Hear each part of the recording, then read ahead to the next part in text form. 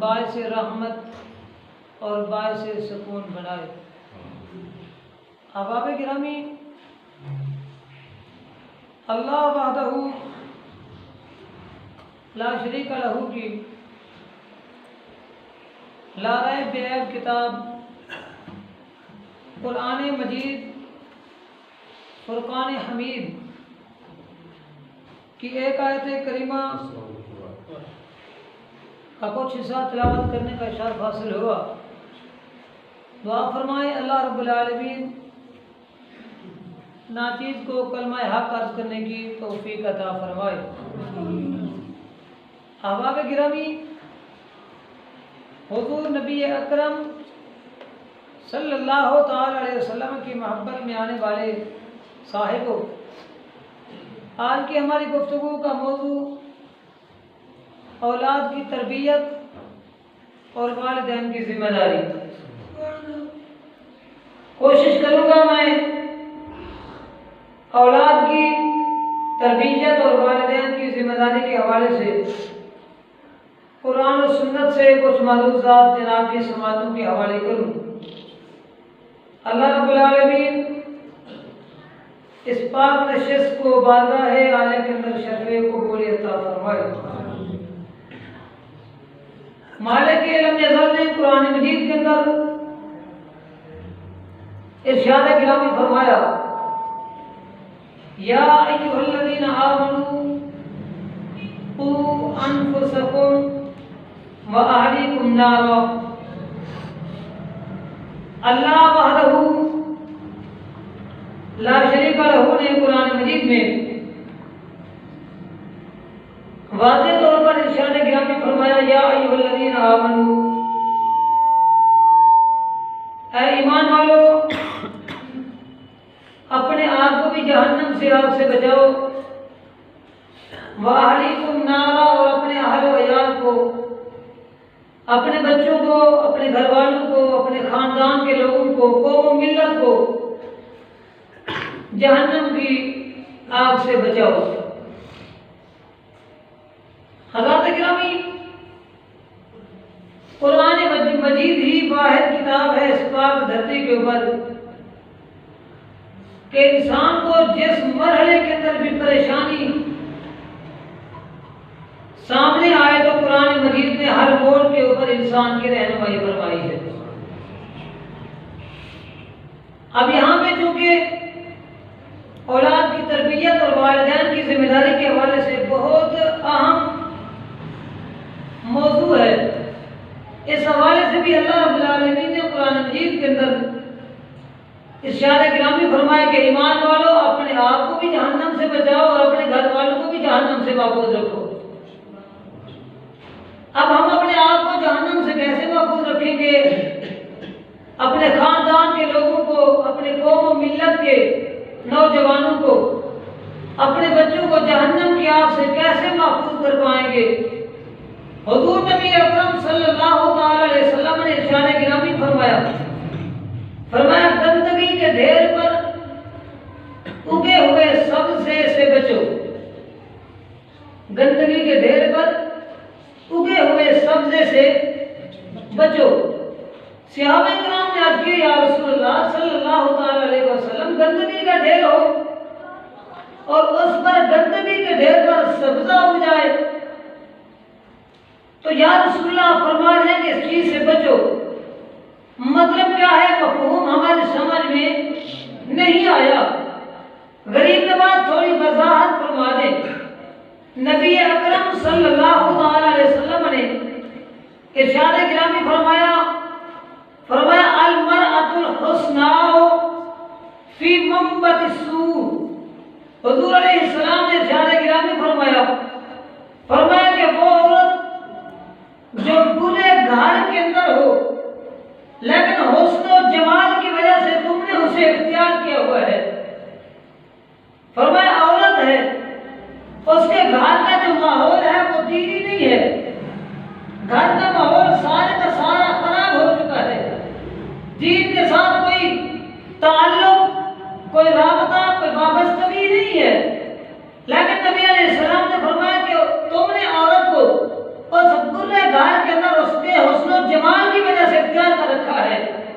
تو گویا کہ نبی علیہ السلام فرمانا یہ چاہتے تھے بھی بات یہ ہے عورت کا بظاہر حسن و جمال بھی ہے، بظاہر اس کی شکل و صورت بھی خوبصورت ہے، لیکن فرمایا کہ نہ اس کے حسب کے اندر کوئی عالی مرتبہ چیز ہے، نہ اس کے نسب کے اندر کوئی مقام اور مرتبہ پایا جاتا ہے۔ تو فرمایا کہ کل اسی عورت نے آپ کے بچوں کی ماں بن کے اس کی تربیت، اس کی گود کے اندر آپ کے بچوں نے تربیت پانی ہے۔ تو فرمایا کہ کاش اگر یہی عورت بظاہر حسن و جمال کی مالکہ نہ ہوتی، کاش کہ اس کی صورت خوبصورت نہ ہوتی، اس کی سیرت خوبصورت ہوتی، اس کے اعمال خوبصورت ہوتے۔ فرمایا اس کی مان کی دنیا قرآن و سنت کی تعلیمات کے مطابق مزین اور روشن ہوتی۔ فرمایا کاش جب تمہاری اولاد کس نے ماں بننا ہے تو پھر فرمایا ایسی گود کے اندر تمہاری اولاد کی پرورش ہوتی کہ تمہارا گھر جنت کا نمونہ بن جاتا۔ نبی علیہ السلام نے ارشاد گرامی فرمایا گندگی کے ڈھیر پر اگے ہوئے سبزے سے بچو۔ کیا مطلب؟ فرمایا کہ گندگی کا ڈھیر ہے، اس کے معنی کی دنیا کے اندر رسول اکرم صلی اللہ علیہ وسلم کی محبت نہیں ہے، قرآن و سنت کے احکامات کی کوئی واضح طور پہ تصویر موجود نہیں ہے، اس کے پر کوئی اس کے پاس کردار نہیں ہے، عملی نمونہ نہیں ہے اس کے پاس، لیکن اس نے ایک بہت بڑے بیڑے کو اٹھانا ہے، تمہاری اولاد کی تربیت گاہ ہے۔ اور نبی علیہ السلام نے زیادہ گرامی فرمایا سب سے بڑی جو تربیت گاہ ہوتی ہے وجودی طور پہ، فرمایا کہ بنیادی طور پر فرمایا کہ وہ ماں کی گود ہوتی ہے۔ کیا ہوتی ہے؟ ماں کی گود۔ لیکن اگر ماں کی گود ہی گندگی کا ڈھیر ہو، اگر اس کو بھی دین اسلام کا پتہ نہ ہو تو پھر اس نے خواب تربیت کرنی ہے۔ اسی وجہ سے نبی اکرم صلی اللہ علیہ وسلم نے ارشاد گرامی فرمایا جب تم شادی کرو تو 4 چیزوں کو دیکھ کر شادی کرنا۔ کتنی چیزوں کو جی؟ 4 چیزوں کو۔ جب شادی کرو تو کتنی چیزوں کو دیکھ کر؟ 4 چیزوں کو۔ سب سے پہلے نبی اکرم صلی اللہ علیہ وسلم نے ارشاد گرامی فرمایا اس عورت کے ساتھ جس کے ساتھ تمہارا نکاح ہونا ہے، زندگی بسر کرنی ہے، فرمایا اس کا ظاہری حسن و جمال بھی دیکھنا ہے۔ پھر اس کے بعد نبی اکرم صلی اللہ علیہ وسلم نے ارشاد گرامی فرمایا اس کی مالی صورت بھی دیکھنی ہے۔ کہیں یہ نہ ہو کہ تم اعلیٰ گھرانے کے ساتھ تعلق رکھتے ہو اور وہ بالکل نچلی قوم کے ساتھ تعلق رکھتی ہے، اور نچلی قوم کا جو بندہ ہوگا اس کی حرکتیں بھی تو اسی درجے کی ہوں گی، تو تمہارے گھر کے اندر آ کر اس نے اپنی اصلیت دکھانی ہے اور اپنے خاندانی وراثت کو قائم کرنے کی کوشش کرنی ہے، اور جس کی جناب والا خلاصہ اور انجام یہ ہوگا تمہارے بچوں کی تربیت کا بیڑا غرق ہو جائے گا۔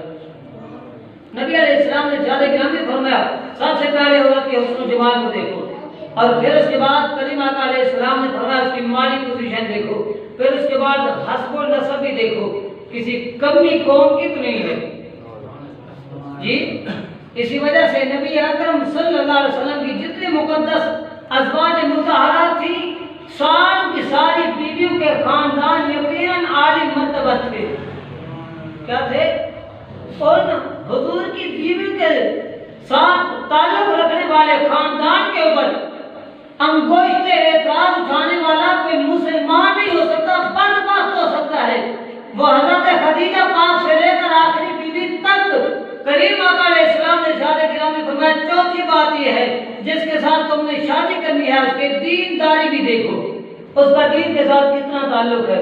یہ ارشاد گرامی فرمایا کہ فوراً کریم آقا علیہ السلام نے فرمایا یاد رکھنا 3 چیزیں موجود ہوں یا نہ ہوں، لیکن دین کو تم نے بہرحال یاد رکھنا ہے، جس کے ساتھ تم نے اپنے بچوں کا مستقبل جوڑنا ہے۔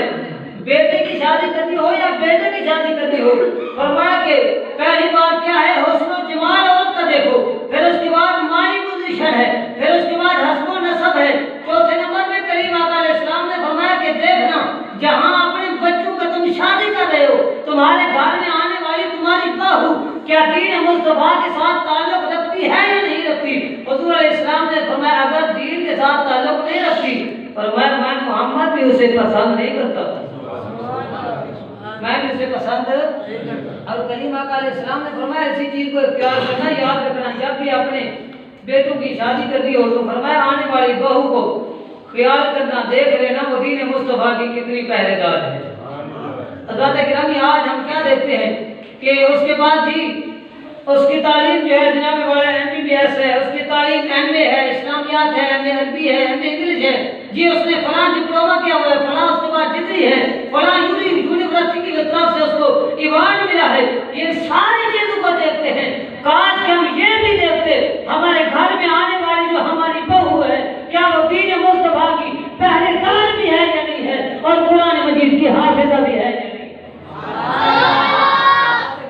کریم علیہ السلام کی ذات و برکات کا غلامو، کیوں اس لیے کریم آقا علیہ السلام نے ارشاد گرامی فرمایا یہ والدین کا اولاد کے لیے پہلا حق ہے جب بھی اپنی اولاد کی شادی کرو، کیونکہ تم نے اپنے ایک بیٹے کی شادی کرنی ہے، اس بیٹے نے آنے والے وقت کے اندر کئی بچوں کا باپ بننا ہے، تو فرمایا اگر اسی کا بیڑا گھر ہو گیا، اگر گھر کے اندر آنے والی بہو بھی دین مصطفیٰ کی امین نہیں ہے، تو فرمایا تربیت تو تمہاری بہو نے کرنی ہے، اور تمہارے بچوں کی جو تربیت کا ہے جب وہی خراب ہے تو کریم آقا علیہ السلام نے پہلے فرما دیا المرأۃ الحسنى فی منبت السوء، کریم آقا علیہ السلام نے فرمایا گندگی کے ڈھیر پر اگے ہوئے سبزے سے محفوظ رہنا، گندگی کے ڈھیر پر اگے ہوئے سبزے سے محفوظ رہنا۔ جب بھی تمہارے گھر کے اندر کوئی آنے والی بہو ہے تو یاد رکھنا اس کے پاس ہم نے یہ دیکھنا ہے کہ اس کے سینے کے اندر کریم آقا علیہ السلام کا پاک پیار بھی ہے۔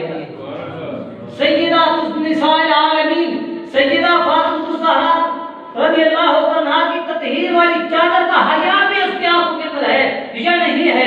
اگر ہمارے آنے والے گھر کے اندر بہو کی آنکھوں کے اندر سیدہ فاطمہ الزہرا کی تطہیر والی چادر کا حیا موجود ہے، سمجھ لو وہ آئے گی تو ہمارا گھر جنت کا نمونہ بن جائے گا، ہمارا گھر جنت کا نمونہ بن جائے گا، خوشگوار موسم ہو جائے گا، بہترین ماحول بن جائے گا۔ جب گھر کے اندر ماحول ہی دینی ہوگا تو پھر ہر نکلنے والی آواز کے اندر یا قال اللہ کی بات ہوگی یا قال رسول اللہ کی بات ہوگی۔ حضرات گرامی، محبوب کریم علیہ السلام کی ذات و برکات کے غلاموں، اس کی بہت بڑی اہمیت ہے۔ آج ہمارے والدین کے اندر بھی یقیناً بہت بڑی سستیاں ہیں، والدین نماز کے قریب تک نہیں جاتے، والدین قرآن کو اٹھانا تک برداشت نہیں کرتے، والدین مسجد کے اپنا جناب والا دیواروں سے بھی ڈرتے ہیں، مسجد کا نام تک اپنا سن کر بھی چونک جاتے ہیں کہ ہے کس مصیبت کا نام آ گیا، لیکن خواب یہ ہوتے ہیں کہ ہمارا بچہ عالم دین کیوں نہیں بن رہا جی، ہمارا بچہ عالم دین کیوں نہیں بن رہا۔ حضرات نبی علیہ السلام کا پاک فرمان میں نے پہلے عرض کر دیا، حضور علیہ السلام نے فرمایا گندگی کے ڈھیر پر اگے ہوئے سبزے سے بچو، جب تمہارے گھر کے اندر رہنے والی عورت کی زبان سے نکلنے والی ہر بات گالی ہوگی تو فرمایا کہ پیدا ہونے والا کوئی یزید کا پٹھو ہو سکتا ہے۔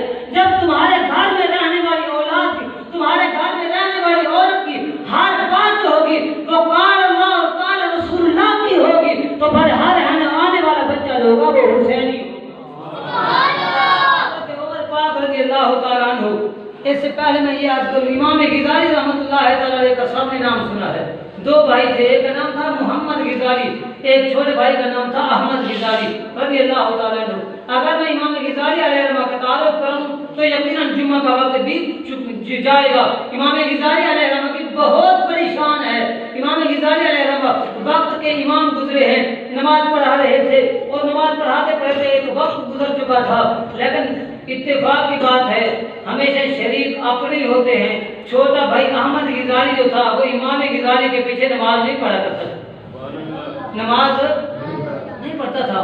ایک دن تشریف لے گئے، امی جان کے قدموں کے اوپر جا کے بوسے دیے۔ آج ہم تشریف کو جناب والا اپنی عزت کے خلاف سمجھتے ہیں کہ ہم عالم دین ہو کے، قاری ہو کے، ہم اتنے بڑے بزنس مین، تجارت مین ہو کے ماں کے قدموں کے اندر بیٹھ جائیں۔ تو میں نے کہا ماں کے قدموں کے اندر اگر بیٹھنا تمہارا اچھا نہیں لگتا تو پھر بیوی کے قدموں میں بیٹھ جاؤ۔ جی حضرات، ماں کے قدموں کے اندر بیٹھنے کے اندر خدا کی عزت کی قسم اتنا مقام ملتا ہے، اور میں تو اس بات کا قائل ہوں حضور داتا حضرت کو جتنا مقام ملا ہے یہ کوئی شریعت کی پاسداری کی وجہ سے نہیں ملا، یقیناً صلہ ضرور ملا ہے، لیکن اتنا جو مقام ملا ہے وہ ماں کی دعاؤں کا صدقہ ملا۔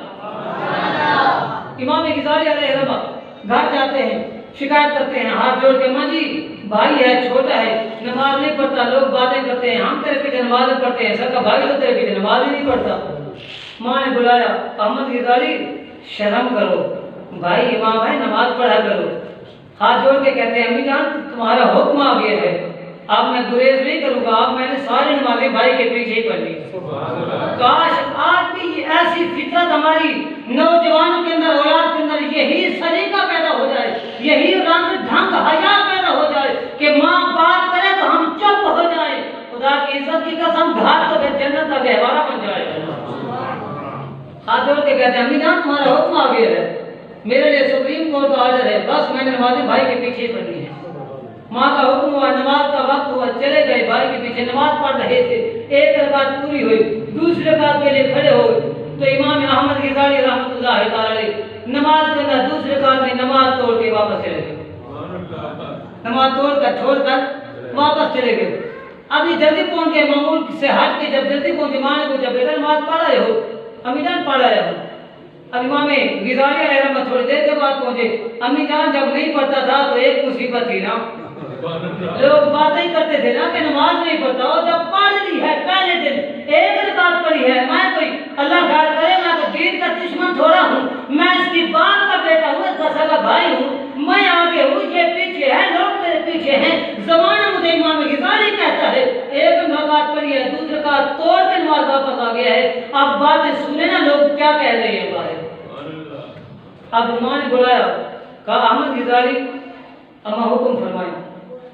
امی جان نے حکم فرمایا, فرمایا حیالیہ تھی, نہیں پڑھتا تھا تو ایک ہی مصیبت تھی تیرے بھائی کے لیے, اب زمانہ کیا کہے گا, قیامت تک کے لیے یہ بات آن دی ریکارڈ ہے, لوگ کہیں گے غزالی کا بھائی نماز نہیں پڑھتا تھا. ہاتھ جوڑ کے کہتے ہیں امی جان میں نے بھی مجبور ہو کر نماز چھوڑی ہے, میں نے بھی مجبور ہو کر نماز چھوڑی ہے. میرا دل بھی بڑا کرتا تھا, مجھے بھی پتا ہے کہ ہے شریک, ہے ماں جائے بیٹا, ہے بھائی, ہے اپنا, ہے خونی رشتہ, ہے مصلی مصطفیٰ کے اوپر. زمانہ اسے امام غزالی کہتا ہے, مجھے اس کے مقام کا پورا اعتراف ہے. پہلی رکعت کے اندر پورا مزہ آیا نماز پڑھتے ہوئے, لیکن دوسرے رکعت کے اوپر میں جب آیا تو مجھے نماز چھوڑنے پر میں مجبور ہو گیا. نماز چھوڑنے پر اب ماں نے پوچھ لیا احمد کیا وجہ بنی تھی, کون سی ایسی غلطی دیکھی تھی بھائی کے اندر, نماز چھوڑ کے توڑ کے آ گئے ہو. امی جان کھڑا مصطفیٰ کے مصلی کے اوپر تھا اور رب کے دربار کے اندر تھا, نماز کے اندر فقہی مسائل کے اندر غور و فکر کر رہا تھا. نہیں سمجھ آئی آپ کو, مصلی مصطفیٰ کے اوپر کھڑے ہو کے, رب کے دربار آیا کے اندر کھڑے ہو کے, میرا بھائی امام ضرور ہے لیکن جب رب کے دربار میں کھڑا ہے تو پھر رب ہی کا خیال ہونا چاہیے. یہ فقہی مسئلوں کا جناب والا کھچڑی پکا رہا تھا, حیض و نفاس کے بارے میں غور و فکر کر رہا تھا. اب میں اس امام کے پیچھے نماز نہیں پڑھوں گا جس کو صرف نماز کا ہی خیال نہ ہو, بس میں اس کے پیچھے نماز پڑھوں گا جس کو صرف مصطفیٰ کا ہی خیال. جب اب میرے محبوب علیہ السلام کے غلاموں, اب مائیں بھی تو مائیں تھی نا, ماں نے کیسے تربیت کی, کہا بیٹا ٹھیک ہے وہ مصطفیٰ کریم صلی اللہ علیہ وسلم کے پاک مصلی کے اوپر کھڑا تھا اور جس دین کے فقہی مسئلے کے اوپر غور و فکر کر رہا تھا وہ دین بھی تو زہرا کے بابے کا تھا. جی حضرات گرامی, جب مائیں تربیت کرنے والی ایسے ہوتی ہیں تو پھر پیدا ہونے والے بچے کو صدیوں بعد زمانہ امام غزالی کہتا ہے. اور جب ہماری ماں نے ایسا شعور تک نہیں دیا, جب ہماری ماں کے دودھ کے اندر قرآن و سنت کی تاثیر تک موجود نہیں ہے, تو پھر پیدا ہونے والا گانے والا ہو سکتا ہے, حسین کے ترانے پڑھنے والا نہیں ہو سکتا. حسین کے ترانے پڑھنے والا سیدنا حضرت عمر پاک رضی اللہ تعالیٰ عنہ, آپ کی عادت مبارکہ تھی زمانے خلافت کے اندر رات کو گائے فرمایا کرتے تھے, کیونکہ میرا یہ موضوع ہے کہ اولاد کی تربیت اور والدین کی ذمہ داری. حضرت عمر پاک رضی اللہ عنہ رات کو گائے فرمایا کرتے تھے. کرتے کرتے ایک دروازے سے گلی سے گزرے, اندر سے ایک ماں اپنی بیٹی کو کہہ رہی تھی, بیٹی دودھ بہت تھوڑا ہے, گھر کا گزر اوقات نہیں ہوتا, کچھ پانی ملا لیتے ہیں اضافہ ہو جائے گا, بڑھوتری ہو جائے گی, زیادہ ہو جائے گا, بیٹے میں گھر کا گزر اوقات جو ہے تو پرسکون طریقے سے ہو جائے گا. اب بیٹی نے رات کی تاریکی کے اندر نہیں پتا وقت کا حاکم باہر کھڑا ہے. جی حضرت عمر پاک رضی اللہ عنہ فرماتے ہیں میں اپنے کان سے سن رہا تھا, ماں بیٹی کو یہ سبق سنا رہی تھی دودھ کے اندر پانی ملا لو. بیٹی نے جواب دیا, کہا امیر المومنین نے روکا ہے, دودھ میں پانی نہ ملائے کرو, دودھ میں پانی کہا کیا وجہ ہے؟ کہا امیر المومنین کا فرمان ہے یہ مسلمانوں کا کام نہیں ہے، مسلمانوں کا کام نہیں ہے۔ کریم آقا علیہ السلام کا پاک فرمان بھی ہے نا، حضور علیہ السلام نے فرمایا کہ جو ملاوٹ کرتا ہے وہ ہم میں سے نہیں ہے۔ فرمایا اگر دودھ کے اندر پانی ملائیں گے یہ ملاوٹ ہو جائے گی، وقت کے حاکم کے فرمان کے ساتھ بغاوت ہو جائے گی۔ اگر قیامت کے دن حضرت عمر نے پوچھ لیا رب کے سامنے ہم کیا جواب دیں؟ عثمان نے کہا بیٹی ٹھیک ہے امیر المومنین کا حکم ہے، لیکن یہ رات کی تاریخیں ہیں، آدھی رات ہے، وقت کا امیر المومنین گھر کے اندر سویا ہوا ہوگا، اس کو کیا پتا باہر کیا ہو رہا ہے۔ ماں کا عقیدہ گویا پاکستان کے حکمران کی ترجمانی کر رہی تھی جی، لیکن اس کو نہیں پتا تھا یہ پاکستان کا حاکم نہیں ہے، یہ مدینہ مصطفیٰ کا حاکم ہے۔ یہ وہ حاکم ہے جس نے مصطفیٰ کریم کے قدموں کے اندر بیٹھ کے سیاست کو پڑھا بھی ہے، اور پھر 23 سال زندگی کے اندر اس سیاست کو پڑھ کر ایسا نام تک چمکایا ہے، 22,55,000 مرتبہ میر کے اوپر حکومت کر کے 14 صدیوں تک بتا دیا ہے کہ ظالمو اگر اپنا نام زندہ رکھنا چاہتے ہو حضرت عمر کے اصولوں کے اوپر عمل کر لو، قیامت قائم ہو جائے گی تمہارا نام پھر بھی قیامت قائم ہو جائے گی تمہارا نام پھر بھی زندہ رہے گا۔ ماں نے کہا بیٹی کوئی دیکھ تھوڑے رہے ہیں؟ بیٹی نے جواب دیا، بیٹی نے کہا ماں جی اگر حضرت عمر نہیں دیکھ رہے نا تو کیا ہوا، عمر کا خدا تو دیکھ رہا ہے نا، عمر کا۔ کاش ہمارے اندر یہ کیفیت خدائی جذبہ پیدا ہو جائے، خوف خدا پیدا ہو جائے، تو خدا کی عزت کی قسم ہمارا ہر کھانے والا لقمہ بھی حلال کا ہو، ہمارا استعمال شدہ لباس بھی حلال کا ہو، اور ہماری اولاد کی تربیت ایسی ہو کہ زمانہ فخر کرے۔ حضرت عمر پاک رضی اللہ عنہ نے یہ گفتگو باہر کھڑے ہو کے سنی، چلے گئے۔ صبح ہوئی، آپ نے قاصد کو بھیجا، فرمایا فلاں پنڈ کے اندر، فلاں گلی کے اندر، فلاں رنگ کا، فلاں نشانے والا دروازہ ہے، وہاں ایک بری عورت رہتی ہے اور ایک ہماری بچی بھی رہتی ہے ہماری رعایا کی، ان کو بلا کے جی وقت کا حکمران ایسے ہو جو روایت کو بیٹی سمجھے، امیر کا مسئلہ ہو تو سپریم کورٹ رات کو کھل جائے، غریب کا مسئلہ ہو تو چیختے چیختے بلکتے بلکتے ان کی سانسیں رک جائیں اور وقت کے حکمران کی آنکھیں تک نہ کھلے۔ ہم ایسے حکمرانوں کو نہیں مانتے، ہم ایسے حکمرانوں کو مانتے ہیں جو رات کی تاریکیوں کو اپنی زندگی کا قیمتی سکون جناب والا صرف کر کے خرچ کر کے پھر بھی کہتے ہیں ہماری قوم کی بیٹیاں جو ہیں وہ ہمیشہ ہمیشہ باعزت زندگی گزارے۔ صبح ہوئی، بلا لیا، وہ بری ماں آ گئی، آپ نے شاہد گرامی فرمایا یہ بیٹی تیری ہے، صرف تیری نہیں ہے میری بھی بیٹی ہے، اور جس بچی کو حضرت عمر پاک فرما رہے یہ میری بیٹی ہے اس بچی کے مقدر کو سلام نہ کریں جی۔ حضرت عمر پاک رضی اللہ عنہ نے فرمایا تیری بیٹی ہے، فرمایا امیر المومنین میری بیٹی ہے۔ آپ نے شاہد گرامی فرمایا رشتہ کر دیا ہے؟ نہیں کیا، فرمایا کرنا ہے تو آج کرتے ہیں اپنا جناب والا کرنا تو ہے، آخر بیٹیاں ہیں، اس کا اچار تھوڑا سا ڈالنا ہے، بیٹیاں ہیں، آخر ہم نے اس کے ہاتھ پیلے کر کے ہاتھ روانہ کرنا ہے، تو فکر ہے ایک نہ ایک۔ آپ نے شاہد گرامی فرمایا رشتہ آ گیا ہے، رشتہ کہا حضور کہاں سے آیا ہے؟ فرمایا امیر المومنین کا بیٹا تیار ہے۔ ہاتھ جوڑ کے کہتی ہے، کہتے ہیں امیر المومنین میری کیا اوقات کہ میری بیٹی کا نکاح امیر المومنین کے بیٹے کے ساتھ ہو، میری اوقات کیا ہے، میرے گھر کے اندر تو چولہا نہیں جلتا اور میرا تو زندگی کا بسر اوقات ٹائم پہ نہیں ہوتا، عزت کے ساتھ گزارا نہیں کر پاتی۔ آپ نے شاہد گرامی فرمایا جو عزت کے ساتھ جینا چاہتا ہے وہ عمر کے دامن میں آ جائے جی۔ حضرت عمر پاک رضی اللہ عنہ نے اپنے بیٹے حضرت عاصم بن عمر بن خطاب رضی اللہ عنہ کو بلا کر مجلس کے اندر آپ نے نکاح پڑھا دیا۔ جب نکاح پڑھایا کیوں آپ سے پوچھا گیا، آپ نے شاہد گرامی فرمایا میں نے بیٹے کا نکاح کرنا تو تھا نا، لیکن کرنا تھا تو میں نے ایک ایسی بیٹی کے ایسی بہو کی تلاش کے اندر تھا کہ جو بہو میرے گھر میں میرے بیٹے کے نکاح میں آ کر ایسی زندگی گزارے کہ اس کے پیٹ سے پیدا ہونے والی اولاد جو ہے اس کی ایسی تربیت کرے 14 صدیاں گزر جائیں زمانہ پھر بھی سلام کرے۔ صرف اولاد کی تربیت اچھی کرنے کے لیے میں نے بہو اچھی تلاش کی ہے۔ खत्ताब रज़ी अल्लाह अन्हु निकाह पढ़ा दिया। जब दोनों का निकाह हो गया, हज़रत आसिम पाक का निकाह हुआ तो उनसे एक बेटी हुई। उस बेटी का फिर हुआ आगे निकाह, उस बेटी से फिर आगे हुआ एक बेटा। उस बेटे को जमाना हज़रत उमर बिन अब्दुल अजीज के नाम से जानता।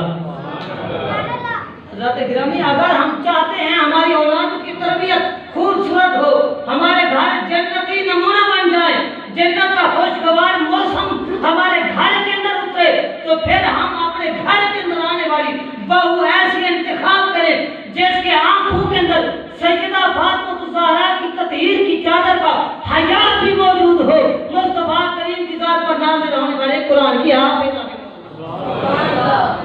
आज हम डिग्रियां देते हैं, डिप्लोमे देते हैं, फलां डिग्री है, इतनी तालीम है, इतनी कदर है, इतनी हुस्न जमाल है। छोड़ो, नबी अलैहिस्सलाम ने फरमाया जब तुम निकाह करो तो सबसे पहले देखना दीन भी है कि नहीं है, उसके दामन में दीन भी है या नहीं है। हज़रत गिरामी महबूब करीम अलैहिस्सलाम की ज़ात के गुलामों, इसी वजह से करीम आका अलैहिस्सलाम ने फरमाया फिर जब तुम ये काम कर लो, फिर उसके बाद ये होगा कि औलाद के नाम भी अच्छे रखो, औलाद के नाम भी अच्छे रखो। लेकिन आज ये होता है सबसे पहले मसरूफियत का दौर है, हम तो अपने औलाद को टाइम भी नहीं देते, सारा दिन मसरूफियत, दुकान पे, मस्जिद में, आगे पीछे, जहाँ किसी की जो मसरूफियत है भाग दौड़ के अंदर गुजार के शाम को घर जाते हैं। बच्चे जब आके हमारे सीने के ऊपर लेटते हैं, घूर घूर के देखते हैं, जी देखते जी सारा दिन की थकावट है और तुम मेरे लिए अजीब मुसीबत बन गए हो। नाना, नबी अलैहिस्सलाम के गुलामों, उलमा ने एक उसूल बयान किया है। उलमा फरमाते हैं पहले 7 साल तक अपने बच्चों को सीने से चिपका के रखो, अपने औलाद को 7 साल तक अपने आप से जुदा ना करो। जापान के अंदर आज भी ये कानून है, पहले था 10 साल का, आज है 8 साल का। जब तक बच्चा या बच्ची 8 साल का नहीं होते तो उनको ना मस्जिद का मुंह दिखाते हैं, ना मदरसे का, ना स्कूल का मुंह दिखाते हैं। क्यों? इसलिए कि सबसे पहली दस्तक माँ की गोद है। और उलमा फरमाते हैं दूसरे 7 साल यानी 14 साल तक अपने बच्चों को गुलाम बना के रखो, क्योंकि इन 7 सालों के अंदर बच्चों ने परवान चढ़ना होता है, उनको जहां पे रखेंगे वहीं पे रुक जाएंगे। और तीसरी बात क्या है, फरमाया कि तीसरी यानी 21 साल तक बच्चों को दोस्त बना के रखो, बच्चों को दोस्त बना के रखो। जब 21 साल तक तुम इस क्वालिटी के मुताबिक, इस बताई हुई कैफियत के मुताबिक हम अपनी औलाद की तरबियत करेंगे, खुदा की इज्जत की कसम वो औलाद बड़े होके फिर हुसैन के तराने पढ़ेंगे जी। लेकिन आज ये होता है कि 3 साढ़े 3 साल का बच्चा होता है, लेकिन जी स्कूल के अंदर बच्चों को भेजना है, स्कूल का पहले याद आ जाता है, मदरसा मस्जिद पहले याद आ जाता है। हालांकि करीम आका अलैहिस्सलाम की ज़ात गिरामी ने इरशाद गिरामी फरमाया मुरू औलादकुम बिस्सलात, हुज़ूर अलैहिस्सलाम ने फरमाया अपनी औलाद को नमाज का हुक्म दो। और जब उनको कहोगे ना नमाज पढ़ो, बच्चे हमारी कॉपी करते हैं, अगर पढ़ेंगे तो वो भी पढ़ेंगे। अगर हम खुद ना पढ़ें, बच्चे को कहें जा दफा मस्जिद के अंदर चला जा, सिपारा पढ़ गया, बच्चे बच्चे ही होते हैं। और फिर बच्चे ऐसे होते हैं वो हमारे बाप बन के दिखाते हैं। ऐसा नहीं होना चाहिए। करीम आका अलैहिस्सलाम ने फरमाया मुरू औलादकुम बिस्सलाति व हुम अब्नाउ सब'a सिनीना, हुज़ूर अलैहिस्सलाम ने फरमाया कि अपने औलाद को नमाज का हुक्म दो 7 साल तक। और हुज़ूर अलैहिस्सलाम ने फरमाया वजरिबूहुम अलैहा, हुज़ूर ने फरमाया व हुम अब्नाउ 10 सिनीना, जब तुम्हारे बच्चे 10 साल के हो जाएं, नमाज ना पढ़े तो मार के पढ़ाओ, खुद भी पढ़ो, उनको भी पढ़ाओ। वो जब तुम्हें देखेंगे वो कहेंगे मेरा बाबा भी मुस्तफा करीम का नौकर है, मेरी माँ भी सैयदा ज़हरा की नौकर है।